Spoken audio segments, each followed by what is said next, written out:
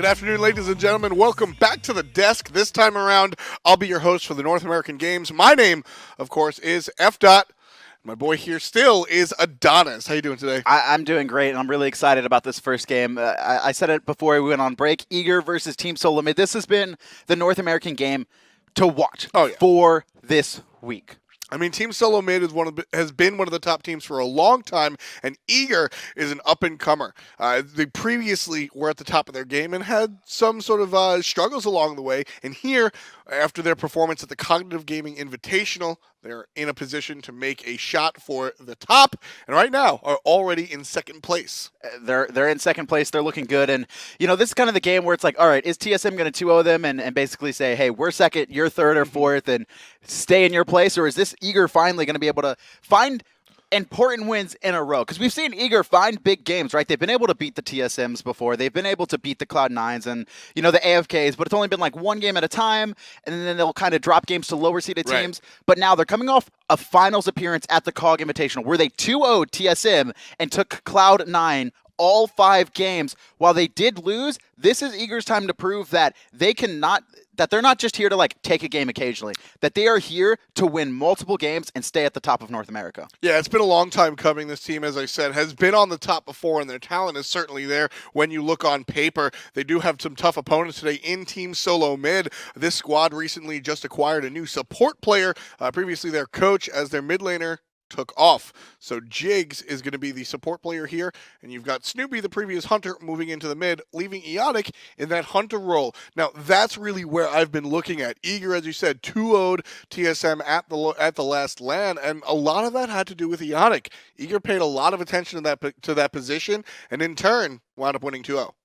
It's not that Eonic is playing very bad. I just feel like he's still getting into the role, and he will take risks sometimes. And I actually give Eonic full credit that when he is in the game, he is playing like he has been playing this role since the beginning, right? It's not like he's been playing support for 2 years. He will take risk. He will compete against the best matchups that he could have in that lane, and he takes them on head on. Unfortunately, though, he doesn't actually have 2 years of ADC experience, and sometimes you see that come through. Exactly, and while Zapman on Team Eager hasn't exactly been in the Pro League for the longest amount of time, before the inception of the Pro League, he was one of the best in the world, and as we said, a couple of missteps here and there, some experience in the Challenger Cup as well, and recently Zapman has really risen to the occasion. So whether or not it's the top of the game or not, you have that level of experience versus Eonic. And as we get into the picks and bans, we'll see where Eonic goes as far as his hunter is concerned. Most of the time, Team Solomid leans on Freya to allow Eonic to really flex out. Team Solomid has the best of this matchup, though, historically. Dating back to Season 1 of the SPL, they're winning 6-2 times, and 6-4. 2 of those wins for Eager came just this past week. Another was a DQ win, so outside of the COG Invitational, they've only been able to find 1 win against this team. Here, trying to find some more important regular season wins. Kepri taken away from the ranked 10 in 1 week Jigz. And for some reason. What you were saying about the win-loss record here, Team Eager also known for their prowess on LAN. So we'll see if these next 2 games, if Eager can actually hold up online, or if it really is just a LAN domination. Bans coming out. No Kepri, as you said. Hell also banned out by Team Eager. They don't want to deal with that Time Bomb character. And Giannis and Poseidon banned out by Team Solomid. So basically, not even basically, Team Solomid got trounced by Lassiz. They did. I mean, and they don't want that to happen. I mean, to be fair, Lassiz played probably the best game I've ever seen him play in Smite, and he played it for a full tournament. So, I mean, when Lassiz is on point, he is one of, if not the best mid laner in the world, and I think we truly saw that at the COG Invitational. Yeah, Poseidon is a usually single-dimensional character, and Lassiz really was able to eke out every bit of control out of the character this past weekend. We saw some whirlpools, we saw some tidal surge knockbacks, everything was utilized. So Team Solomid, also the same thing with Giannis, recognize that, respect that, and make sure Lassiz is going to have to dig deeper into the God Pool. This is a little bit of a bait. I believe they're trying to force Eager into a Naja here, and if they don't go Naja here, 100%, I promise you, Team Solomid will ban it. I do like the Athena pick onto PolarBearMike. Sure. I think PolarBearMike is that is his best god, and I think they should continue utilizing him. Yeah, so Eager knows that it's going to be banned now, and they grab that Naja. Right, and so the reason that Team Solomid was doing that is Eager, as presented at, again, Cognitive Invitational, Eager beat Team Solomid largely off of Naja countering Serqet. A lot of what Serqet can do, DaretoCare has proven that he can counter on Najah, and Team Eager really believes in this counter matchup. So Team Solomid get the early Najah pick, which might allow them to get some more priority picks. TSM has also drafted the Geb, a guy, the main support that we always say, this is the counter to Serqet. Serqet will go on a target, and then we actually see Geb immediately shield him. It's his job in a Serqet matchup to protect his carries. Serqet, and it will work against Najah as well. Yes. Najah, a lot of that damage will be mitigated if there is a Geb shield. If he can get, like, if DaretoCare is actually sashes on a target and Geb can hit the shield before Najah takes to the sky, that's going to reduce a huge amount of that damage. Team Solomid right here. If you took all the information off the screen and showed me their bans, I could have told you they're playing against Eager. Oh, yeah. You've got the two Lassiz bans, and then the Uller. I mean, not only did Zapman play this well this week at the land, it's just something, it's a very Zapman flavor character. So Team Solomid forgetting about the meta and going directly at what Team Eager feels comfortable playing. Osiris banned out by Team Eager, and Xbalanque will be the hunter of choice for Eonic.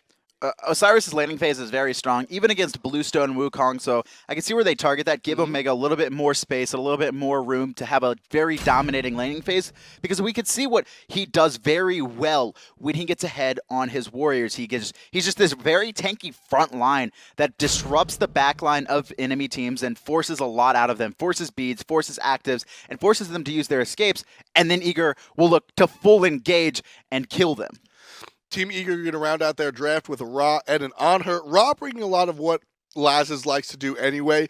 Utility secondary to just straight damage. Lassiz is one of the Ras that will actually build straight damage. And Anhur, one of my earliest memories, Kevin, of sort of not maybe analyzing at home. One of my earliest memories of looking at Smite as a deeper game was learning that Zapman is aggressive because Anhur jumps in at level 2. You get the jump in, into the impale, into the kill. Some of the earliest Smite games I've ever seen happened from over-aggressive Zapman on Anhur. I wonder if we'll see that same amount of aggression here 2 years later. I think so. And actually, a good point to bring up to this, we actually, you and me casted the COG Eager game as well earlier this week, and something we took note of was what Allied had said at LAN, where he feels that Zapman, his aggression has really kind of toned down in the fall split, that we weren't seeing that Zapman, that really aggressive player, because he feels that Zap had started to adopt Allied style, which is sit in lane farm, let your jungle and support and mid really make a lot of plays. Which largely comes from the fact that Eager is scrim partners with AFK, so they play against So they just kind of adopted the style, and AFK has proven that it's worked. And then Zapman pulls out Uller, and he just destroys Eonic in that matchup. And it was kind of like, oh, he's back. Okay, this is the Zap we've been looking for. And Anhur, much like Uller, same thing. Exactly. Uller almost forces Zapman to be that old school, over-aggressive hunter that he used to be. And Anhur has very much the same kit. Disperse is going to knock up and set up a knockback into a stun from the pillar, from the impale, and that really will sort of, we should see that type of play come out of Eager's duo lane. Worth noting, Divios picks up the Sobek to play into the solo lane against Omega's Sun Wukong. And Divios has been known for the Sobek for quite some time. He brings it out. It's not a god he prioritizes, but it's always a god he has in his back pocket if he needs to play it out.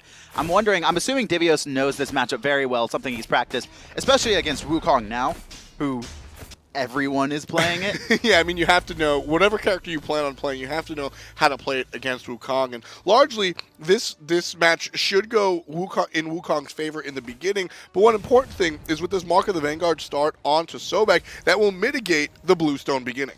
Because Bluestone, could we see a steal here? DaretoCare not able to steal it. And it seems like DaGarz was able to sneak away those mid-camps, but more aggression. DaGarz already used his escape. Lassiz not going to find that laser beam, and DaGarz going to take a little bit of poke, but should be able to heal up off the camps. But like you said, that Bluestone pendant, it's a dot-based thing. It's tick-based. So the 5% raw damage reduction coming out from Vanguard should finish that off, or negate most of it. Hurt the jungler for Team Eager just a little bit, but DaretoCare turns it right around, throws the ring, gets the kill. One more hit. DaretoCare with a double kill in the first minute of the game. Oh, and he got out of the tower just in time, too. Stays alive. And Lassiz, he's got healing in his kit. He's going to be fine. And Eager taking a very quick start to game one. Can we take a look at DaretoCare real quick? I just want to see his abilities. Yeah, huge point right here. Flaming Spear. I believe it was leveled at 3. And that's what saved him escaping. I thought I saw the heal. I could be mistaken. But essentially, Flaming Spear will activate the passive. So it is true, yes. Level 3, that's what saved DaretoCare. It's interesting, worth noting, because Flaming Spear is usually not what you're going to level at level 3. You usually put another point into your ring. Forced into it for the heal, excellent heads up. Quick thinking coming out from the jungler for Eager to get first blood and second blood in the first minute. Right-hand side and left-hand side, we're actually seeing Eager control all 3 of these lanes. A lot of pressure coming out from Zapman and PolarBearMike, and Omega so far controlling Divios in this matchup. You can already see him under half, and Omega having enough time to be able to rotate and split back Harpies with Lassiz. That's when you know your soul laner is controlling the lane, when he can clear the wave and then go and help his mid with back Harpies. Yeah, and as we said, this is sort of Divios even expected the outcome of this for now. Once Sobek gets a couple more items going, we'll see the characters start to ramp up. But at the moment, Sun Wukong has a fantastic way to clear the wave. Sobek has to work a little bit more than just Jingle Bang. He has to use 2 abilities, and still it's not necessarily there. Omega has rotated back into this lane, then he should be fine for now. A little bit scared, though.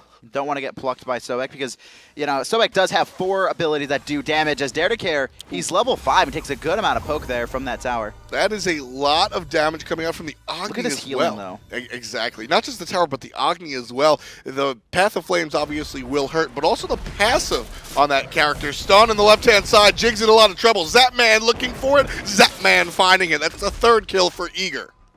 And Lassiz and DaretoCare were even around the corner. Lassiz with the snipe, and he's been known for himself just hitting these insane snipes. We saw huge ones at the LAN, and Lassiz does not miss on an ability that you can see miss sometimes, and to the sky DaGarz goes, and he's going to be landing right into Lassiz' snipe. One more hit, Dare finds it, and Snoopy, he tried to time the stun onto Lassiz, but does it just a little bit too early, and Eager walk away with their 4th kill already. Team Solomid, they're behind by 2,000 this early into the matchup. I love the cohesion of DaretoCare and his mid laner. Whether it's a Poseidon Kraken or it's a Giannis ultimate, we saw both of them at the LAN, and that's why both of them were banned today.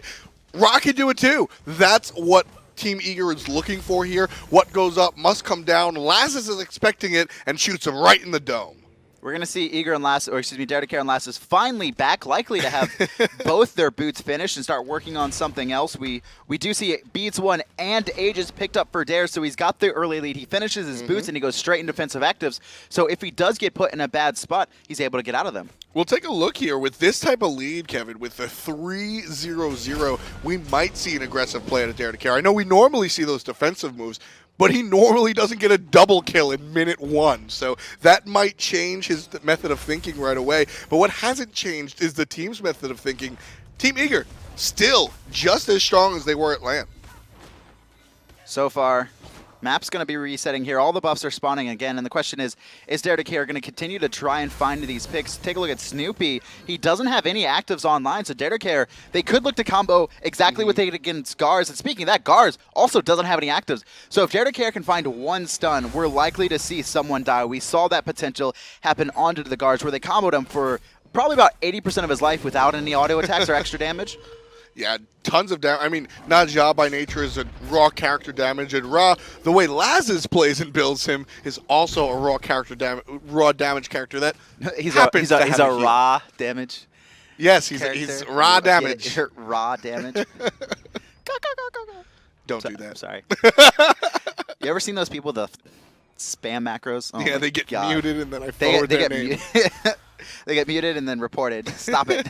Leave me alone.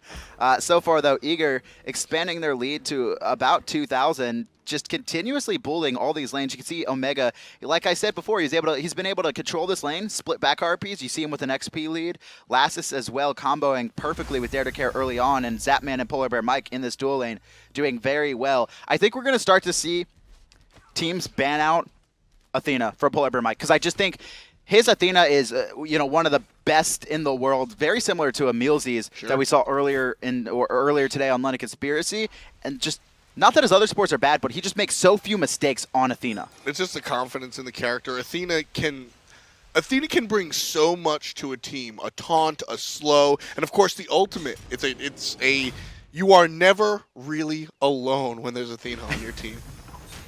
She just able to come there and give you a hug like the hug bug. Exactly. And I mean, not for nothing. You were talking about Jigz. Okay.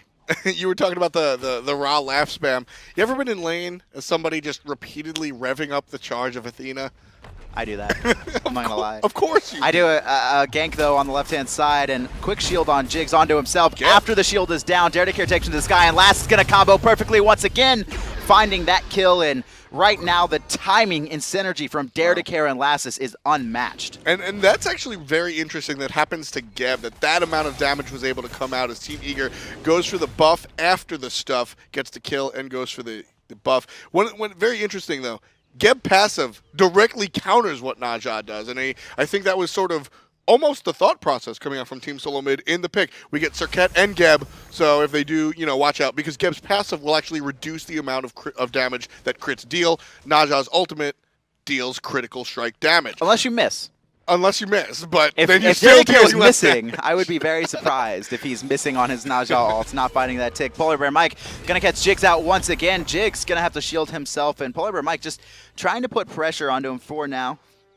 Lassiz and DaretoCare might as well have an Aphrodite link between the two of them. These characters have been together for... We're at 8 minutes. I think they've been together for 7 minutes and 45 seconds. They've just always been around each other. How'd you say that they split up? Just saying. At the moment, yeah. Throwing it out there. Caster's curse. That's how it goes. Happened to me last game. But they've been hanging out a lot together, and that's why we're seeing these DaretoCare ultimates right into a Lassiz ultimate. That's just the combo. It's the game plan that they want to do. They want to find picks. They found 3 different players with it, and there's no reason that it's not going. It hasn't gone wrong yet. Might as well keep using it, trying to find these pickoffs. And for now. And that's to be expected. It's a high damage assassin and a high burst damage mage out of Ra. What does surprise me is that Team Solomid hasn't answered back whatsoever. Not even DaGarz, level 9 already on the Serqet, trailing DaretoCare by a level, but we haven't seen anything out of them. I think they're trying to get late game here as Jigz. He's going to be falling here. I don't see him getting out at all as Zapman holds his ult just in time for the Cataclysm to come out, immuning that stun. Omega, recognizing that Eager was rotating and putting pressure on the do lane, rotates into mid lane so he can just immediately go to Gold Fury that you see Eager already starting up, and now he's going to play zone duty. Eager is very careful when it comes to objectives here, so don't be surprised, even if they get this objective very low, to see them leash it.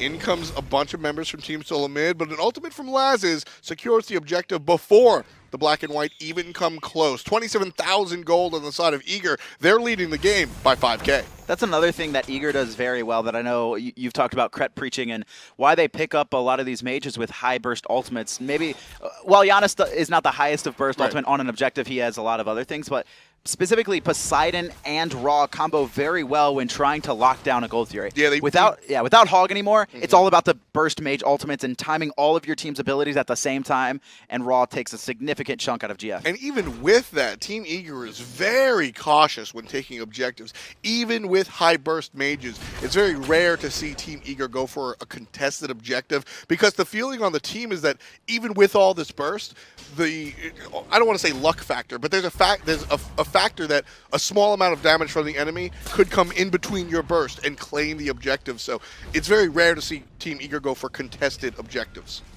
Eager putting 4 in the jungle. Actually, they're going to try and find Jigz once again. He's already fell 3 times, forced to ult. He's going to be taken to the sky, and Zapman's ready for him when he lands. Just a follow-up combo one more time. This time not coming out from the Ra, instead the Impale, but a good shield. We'll make sure that Jigz get out of there no problem. DaGarz finally puts his team on the board. 10.5 minutes in, he gets a kill onto DaretoCare. So the Najah has been silenced, and we do see the Jotun's Wrath coming out instead of the defensive item. As I said, when you're 3-0, you're going to go the aggressive choice. Lassiz is going to get plucked back. Divios trying to zone him out as DaGarz is here as well. Lassiz nowhere to go. Perfectly timed Aegis, not going to be able to get out as Divios gets the last hit on that one. Omega, though, doing a lot of damage to DaGarz, forcing him out, and actually stuns Divios under tower, but Team Solomid, they're the aggressors here in that mid lane, and they found 1 pick, then they were able to find a second, and putting a lot of pressure now into this mid. Mark of the Vanguard and Breastplate of Valor this early, and that's what saved that Sobek's life. Not often In minute 11, do you get stunned underneath a tower after accidentally diving into it very deep and walk away to tell Divios the tale? doesn't accidentally dive into towers. Divios willingly walks into towers. He If missed Divios could he missed the 1v1 plug. a tower, he would. We've seen him 1v1 a Titan. It's true. A couple of weeks ago, Divios, it was a base race, and it was an entire team versus Divios, and Divios wound up on top of that playing Sun Wukong, so not afraid to take things by his lonesome. 6-2 read the kills here. Team Eager leads early in this contest. Omega currently 2 levels above Divios, and that's just been off the back of Eager getting that Gold Fury. Big rotations from him, and Divios falling a little bit behind. Omega always been known as one of the best farmers in Smite, and PolarBearMike trying to kill DaGarz there. Half his life gone in a second. DaGarz trying to hold his beats. The continuous abuse of Jigz as DaretoCare is going to sash to him. That's the problem here out of 4 Team Solomid, out of Team Eager, is that the taunt, you have to beads or else you're going to get hit by the ultimate out of Ra. But you also have to beat Naja, otherwise you're going to get hit by the ultimate from Ra. So it's 6 in one hand, half a dozen in the other. Either way, you're going to get hit by a laser beam. Minion kills up on the screen. Omega 131, Divios 96. That's over 400 gold just in last hits that Omega's leading in. I mean, that's just the fact that Bluestone Wukong can clear very efficiently with that extra dot damage with one ability. Divios, he has to use 2, and even then sometimes it's not enough damage to take out the brutes. And actually, here's a question that I want to pose to you. Obviously, when you're playing a more aggressive solo laner, you need that farm. You can't play an Ares from behind. You can't play a Freya from behind. But what about a Sobek? A lot of what Sobek does just has to do with his kit. 3-man taunt in the mid, and Lassiz finds a huge snipe. Jigz super low as well. Dare finding the ring bounce. His ult was up, but didn't want to take the risk of trying to lock down Jigz under tower. Probably would have died if he did. There was 3 people lined up, and they just got shot in the face by a Ra. Left-hand side, a lot of damage coming out onto the Hunter. PolarBearMike and Zapman are going to dive, but Eonic playing so smart, hiding behind the minions. He might escape here, and with the ultimate down for Zapman, Xbalanque will live just long enough to see DaretoCare come around the corner, but a good Geb shield will let Eonic walk away. Yeah, ring not enough. I almost thought that Jigz actually killed him with that. Me too. I was like, Jigz, no. Jigz, no, but the shield was enough, and a great play from Eonic for living there. That was fantastic juking inside an entire minion wave, and even using the Anhur pillar to avoid Zap. Zap was getting so frustrated, he actually ulted through his own pillar because Eonic was juking him so well. It's actually awesome. We were talking about a large question about this matchup would be Zapman, the longtime hunter, versus Eonic, relatively new to the role. And Eonic plays that almost perfectly. He gets out of there because of knowledge of the role, essentially. DaretoCare taking Snoopy to the sky here. 1 crit, 2 crit, 3 kits. He falls to the ground. His dash is down, but it doesn't matter. Snoopy should be out of here safe. Big rotations coming in, and Team Solomid are able to lock down DaretoCare. Take a good amount of poke, but it doesn't matter to them. That's how you answer. Now, one of the bad things that Naja has in the ultimate is that it is delayed, and he's going to land. It gives the enemy team time to respond, and that's exactly what Team Solomid did. It was 2v1 when Eager showed up, and then very quickly it turned into a 4v2. Team Solomid take down DaretoCare and punish him for aggressing onto Snoopy. Divios getting super greedy, trying to get mid-harpies, now surrounded by 4 members of Eager. He's going to get stunned out. Bombs over the wall, snipe comes through, and Team Solomid will successfully keep Divios alive for now. Eonic's rotated, trying to joust, but I mean, Jigz is backing. Snoopy is super low. I don't think Team Solomid can chase this one down, especially with Raw able to heal up. Divios is going to give it a shot. Charge Prey will miss. Divios Taunted into the shield wall, and that's a lot of damage coming out of the mid laner. Lassiz secures the kill onto Divios, and it seems right there, despite the Divios death, Team Solomid is starting to ramp up and get going. A lot of the early game was just dominated by Team Eager. Almost 5 kills before Team Solomid was even on the board. There's a lot of rotations, and Team Solomid were successfully able to push Eager back, but then Divios was trying to be aggressive.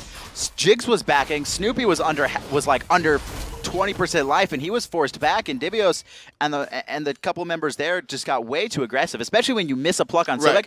That's one of the most dangerous things about Sobek is when you hit his pluck, yeah, you can get a player out of position, and it could be almost a free kill if your team can combo properly. But when you miss, you're the guy who's out of position, and the other team can combo you perfectly and almost kill you, and that's what we saw right there. And with that Gold Fury, Eager, 16 minutes in, 7,300 gold lead, 8,000, 9,000 experience difference. fights. That's the important one I'm looking at. And that's important not just because of the tangible experience in Gold Swing, but because of what I just said before we saw that objective taken. Team Solomid, despite the fact that Divios sort of dove in there and got in some trouble, Team Solomid started to respond. Team Solomid started to get some momentum. What was largely just unanswered problems from Eager, TSM said, no, we're going to respond. When DaretoCare goes up, we're going to be waiting for him. That's what we saw. DaGarz got people into some trouble.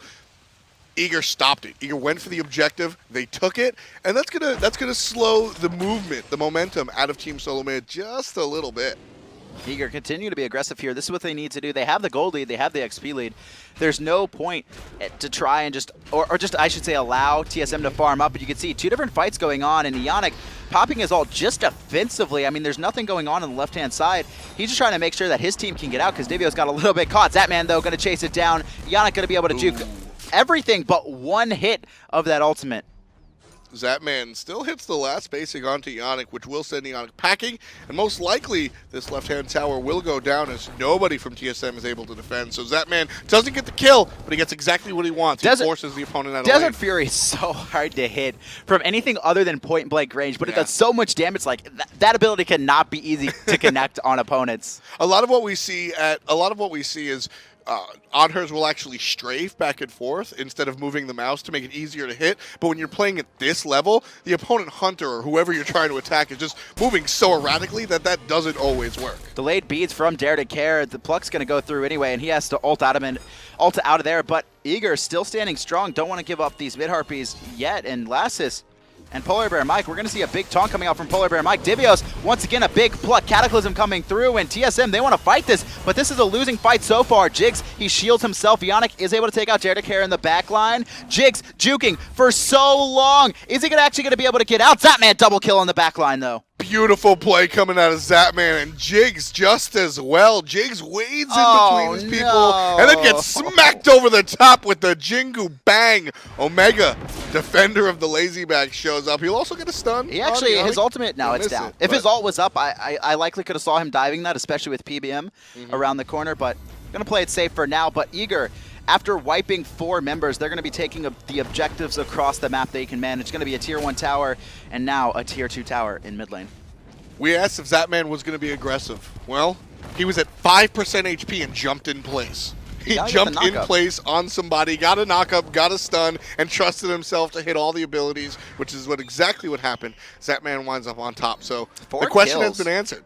Zapman will be aggressive. 4-0-2, top damage in the game. Zapman right now is really not only controlling Eonic, but controlling these team fights and doing a great job of it. Zapman is back into form. I think it's been a long time coming. We've seen it, and Zapman was previously considered one of the best players in the world, and I don't think we've seen that player for a long time. I'm not saying he's one of the best players in the world just yet, but he's coming back into his old form. For me, it's the fact that he's actually able to trust his team now. Yeah. Not that he didn't trust his team before, but they didn't have the experience. They were missing a lot of things. DaGarz, he's just going to die here in his own jungle. I mean, that was just a great pick. You could see the Eager ward recognizing when DaGarz was rotating.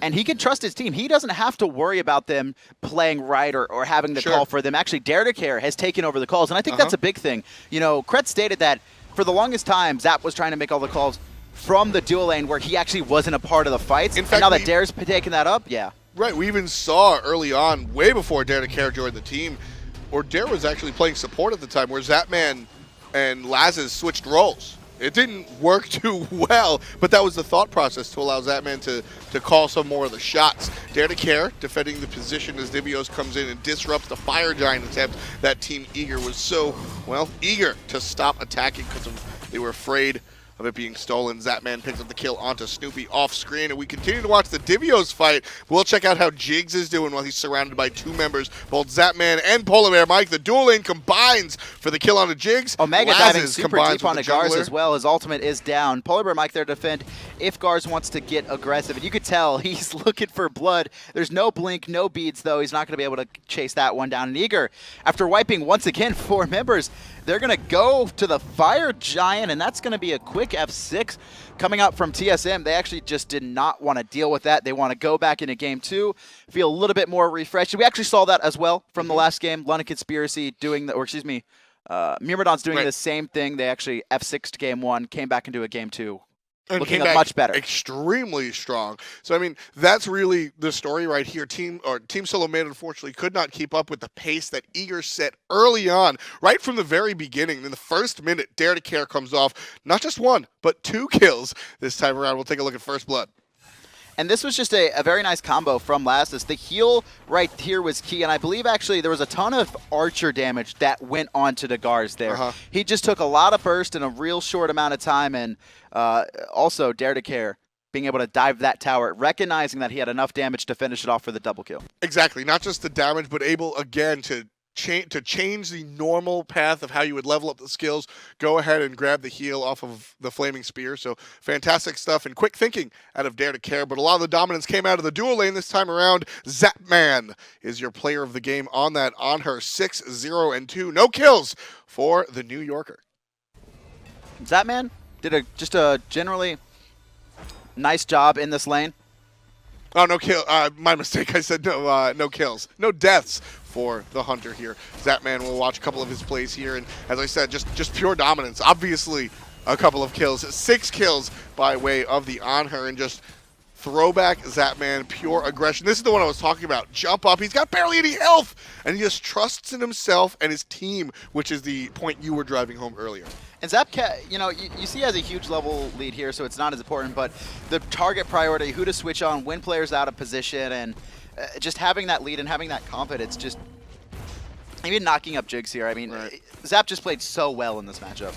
Now this pure dominance out of Eager, this is a notification that they are here to play. It wasn't a fluke that they won on LAN. With that said, I don't think Game 2 is going to go that cleanly. Team Solomid is a top team. Team Solomid actually was responding very nicely in the mid game. Right. Unfortunately, it just seemed like their team was a little bit on different pages. We saw like Divios and DaGarz chasing kills. Snoopy and Jigz are under tower backing, and then Divios dashes in trying to pluck someone, but it's like 2 versus 4, and then they're just like, oh, I mean, last like, I mean, all right, I mean, I'll kill you if you're gonna try and